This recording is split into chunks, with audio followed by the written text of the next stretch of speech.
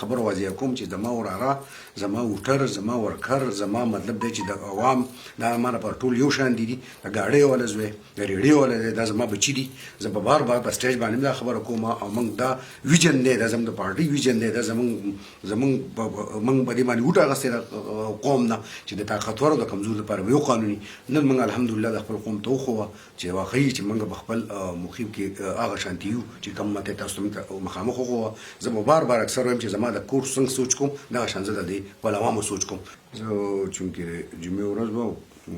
عاصم پابندي د چیرې وتل نشته نو موږ په کور کې ناسو نو بل سوشل میډیا نه خبر شوم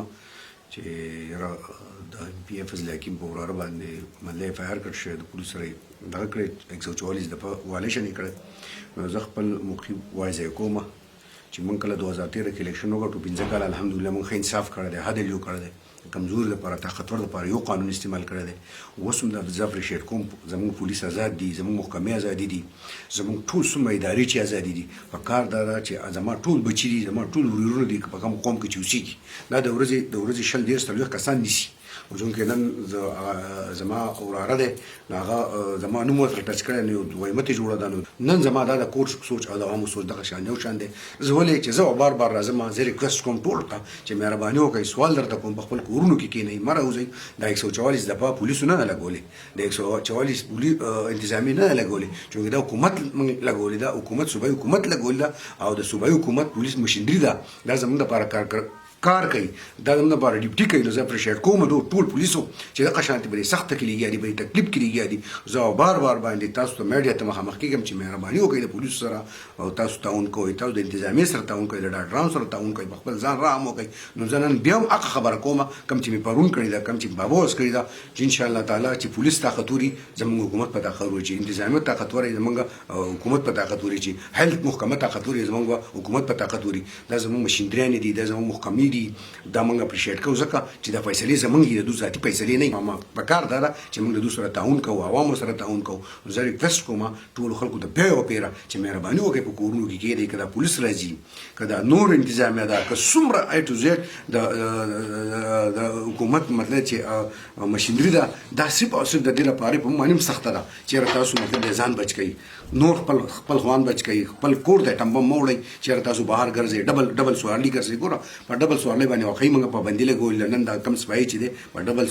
ډبل سوارلي مطلب دی چې دواړه روان وو بیا د یو بل سره تومې شوي دي هلکان دي 18-20 ساله هلکان دي دومره عمر هم نشته خو زه بیا هم د خپل نوجوانانو ته یم چې تاسو د وطن سرمایه یې د دې علاقې سرمایه یې په ځان رحم وکړئ سوال درته کوم چې په ظلم مه راوځئ په موټرسایکلو باندې مه ګرځئ مطلب د بازارونو ته مه راوځئ په خپلو کورونو کښېنئ سایډونو ته کښېنئ چې دا مرض دی دا تکلیف دی چې دې سره موږ مقابله وکړو موږ سوال درته کوو بیا خپل عبادت کوئ الله پاک ته جاړئ دا ګوره ډېر خطرناک وخت دی ډېر الله دې نه کړي الله دې نه کړي ګوره پرون هم په سوات کې مطلب دی چې اووه پیشنټ په جمع راوتل دا زموږ دپاره ډېره د خفګان خبره ده او انشاءالله فولو سرونو ته چې دغه شان په ایمانداري ډیوټي کوئ په اخلاق ډیوټي کوئ په خپل ایمانداري ډیوټي کوئ نن موږ دا اپریشیټ کوو خپل محکمې پولیس انتظامیه چې موږ آزاد مله یم آزاد څنګه چې آزاده ده دغه شانتي پولیس آزاد دي دغه شانتي مطلب زموږ انتظامیه آزاده ده لکه مخکې به تاسو کتل چې پولیس باندې به دباو په یو شي به دباو موږ بالکل فری هینډ دی